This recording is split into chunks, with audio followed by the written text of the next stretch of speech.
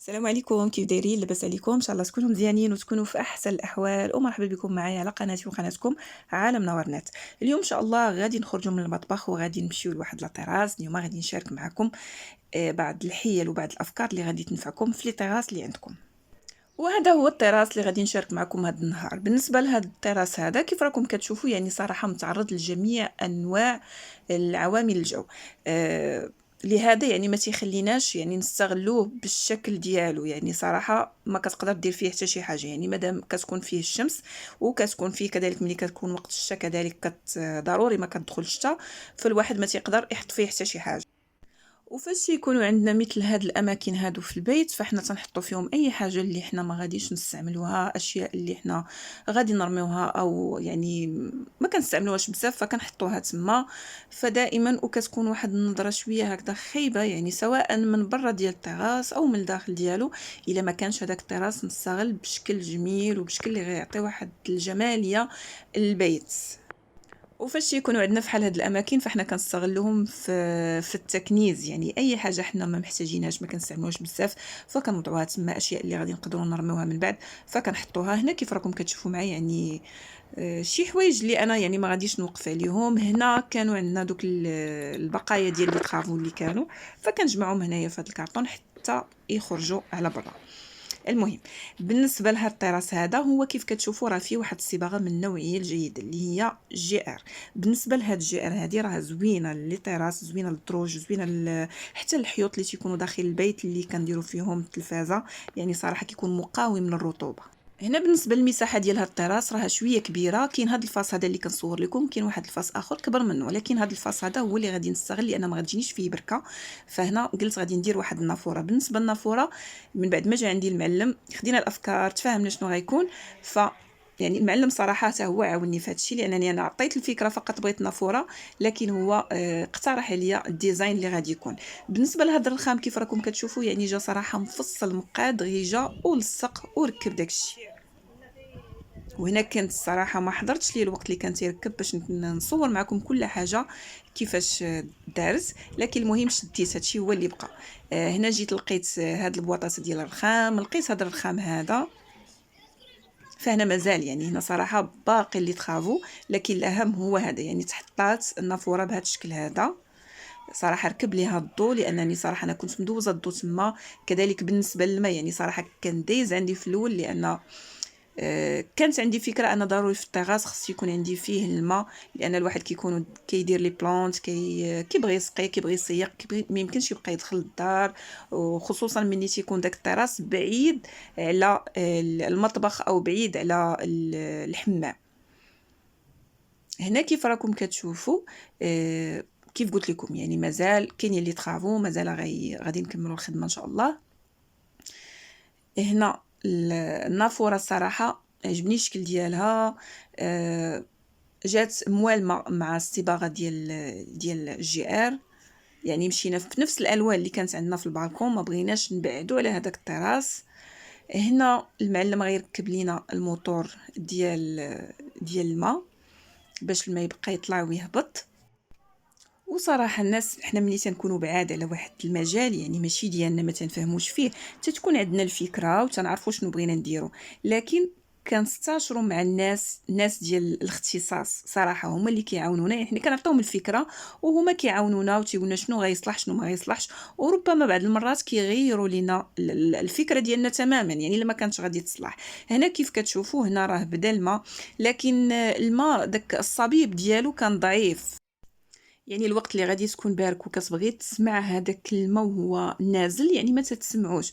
فطلبنا من المعلم انه يغير لينا، لكن المعلم عاود عطانا فكره اخرى وكذلك غيجيب لينا موتور اخر جديد.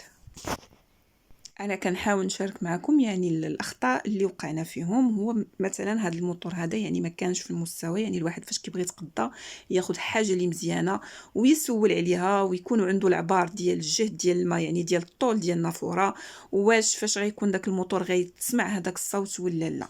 هنا المعلم عطانا هذه الفكره هذه اننا نزيد واحد الرخامه هنا هكا غيولي عندنا الصوت ديال الماء. في الاول ما كانش كيتسمع، لكن دابا اسمعوا معايا.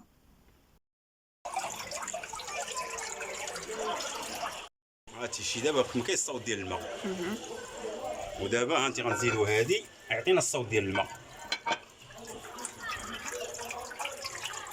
بصح هنا المعلم اقترح علينا انا تكون واحد في هاد الكوانات هادو، جاب هاد البواطات. هاد البواطات صراحه في الاول انا ما عرفتهمش، يعني ما فهمتهمش، لكن من بعد شرح لي المعلم علاش. هنا داك الموتور ديال النافوره، فهو ضروري خصو يكون بعيد شويه على الماء وهكا، يعني ضروري يكون في واحد البليصه اللي مغطيه. فدار هاد الصنديقات هادو، يعني هنا دار لهم واحد الكاش، وكان هذا هو الشكل ديالو. هنا كذلك بالنسبه لهذاك الموتور فضروري خصو يتغطى. هنا حط لينا هاد الرخامه. هاد الرخامه جاتني صراحه مني سحطات جاني نفس اللون ديال الرخام اللي كاين الفوق، ف ما خرجتش لنا ديك النافوره كيف بغينا. يعني بعض المرات كنلاحظوا شي اشياء اللي كتكون بسيطه ما كتبانش، ولكن ملي كنحطوها عاد كتبان لينا. فهنا كيبان لي هادوك لي كاش اللي دار هنا في الجنب، دوك السندقات اللي هما فداك الماغو في المغبغ ماغو، بغيت بحالهم صراحه هما اللي يكونوا تما. فعاود طلبت منه، فمازال غادي يعاود يجيبها لينا ان شاء الله. هنا المعلم غادي نخليه يكمل الخدمه ديالو، لان كيفيني دوك المسائل ديالو حتى باش حتى هو يعني كتكون واحد الصوره زوينه، والخدمه ديالو كتجي مفينيه وكتبان الخدمه، لان حتى هما هادشي ديالهم كيبغيو يخدموا به. فهادوك السنيدقات صراحه عجبوني من بعد. فانا كنت كنقول يعني هادوك الجنيبات او هادوك لي كوان غادي نحط فيهم دي بلونت، لكن من بعد اكتشفت ان حتى هاد السنيدقات عطاو واحد المنظر زوين، وحتى هما ممكن نستغل فوق منهم اننا نحطوا فوق منهم دي بلونت، يعني ما كاين حتى شي مشكل. فهنا الفكره ديال هاد الخصه هذه اللي غادي تكون في هاد الطراس، لان كيف قلت لكم عندي كاينين دو فاس. كاين هاد الفاس هذا اللي هو شويه صغير، فهو اللي اختاريت انني نركب فيه، ما غاديش يستغل، يعني حتى الا بغينا نبركو فيه ما غاديش يجينا. فالفاس الاخر هو اللي عندي فيه شويه كبير، فالواحد تما يبرك وهكذا كتكون قدام واحد الخصه. يعني الواحد كيشوف فيها وفي نفس الوقت يعني كيسمع داك الصبيب ديال المياه، فصراحه الواحد كيرتاح. هنا غادي ندوزو المرحله ديال الضو. بالنسبه للضو هنا كان عندي واحد المشكل، فالمعلم يعني صراحه اش كنقول لكم، يعني ملي تيكونوا اهل الاختصاص فهما صراحه يعني كيلقاو جميع الحلول. هنا هذه هي البلاصه ديال الضو. كيف كتشوفوا ركب هاد اللعيبه هذه ديال العود. علاش؟ لان لابليك اللي كنت غادي نركب تما ما جاتنيش، يعني حيت كاينه واحد الكاسكيط ديال الرخام خارجه، فما جاتنيش لابليك تما. فهو يعني اقترح انه يدير هاد اللعيبه بالخشب باش تعطي يعني تخرج لينا بحال غادي تزيدنا يعني في الحيط، وهكذا نقدروا نركبوا هاد لابليك ديالنا اللي هي هذه كنت قديتها من ايكيا. صراحه الشكل ديالها زوين وفيها بزاف ديال البولات، يعني تقدر تضوي لنا على جميع الخصه غادي تكون كامله مضويه. هنا المعلم راه تيركب فيها، حنا مازال ما عارفينش والصراحه غادي تكون الفكره مزيانه ولا لا، لكن على ما يبدو او ماشي على ما يبدو فهي فعلا فكره رائعه. يعني صراحه المعلم هو اللي كانت عنده، اما حنا كنا مازال غنبقاو واقفين تما، لكن الحمد لله هنا راه ركبات. هنا الامور كلها مزيانه. الخصة ديالنا تقريبا راها سالات، يعني بقاو فيها فقط بعض اللمسات. يعني داك الروبيني اللي تتشوفوا يعني هذاك ماشي هو الروبيني اللي غيكون فيها. كذلك يعني الواحد هكا يعني باش نزينوها مازال ان شاء الله غادي نضيف ليها اللمسات الاخرى، لكن الخدمه ديال المعلم تقريبا راها سالات. يعني كل شيء في امان الله، كل شيء هو هذاك. يعني صراحه هذا هو الشكل يعني صراحه اللي بغيت.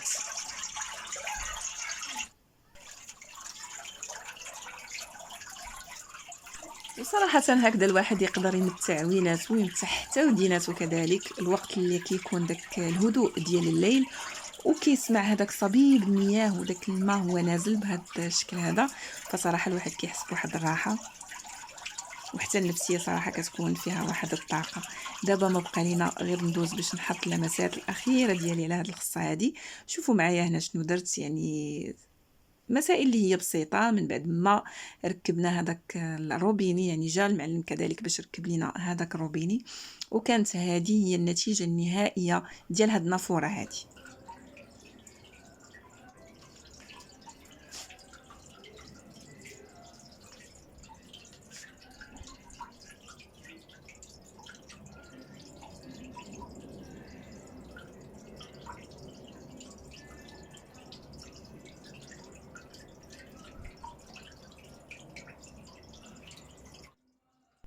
وكانت هذه هي الفكره ديالي ديال هذا النهار اللي بغيت نشارك معكم، وكنتمنى لا فيديو ديال هذا النهار يعجبكم وينال الاعجاب ديالكم.